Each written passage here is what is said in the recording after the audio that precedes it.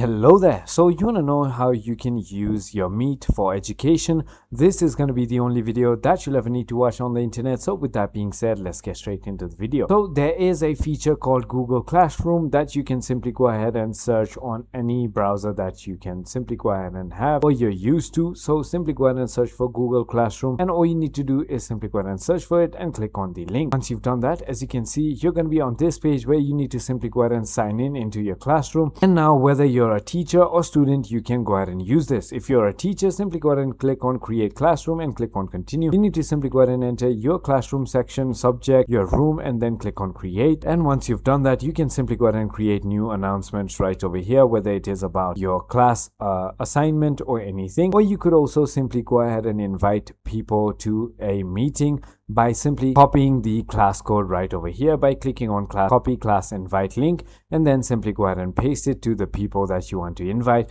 and you can simply go ahead and invite them.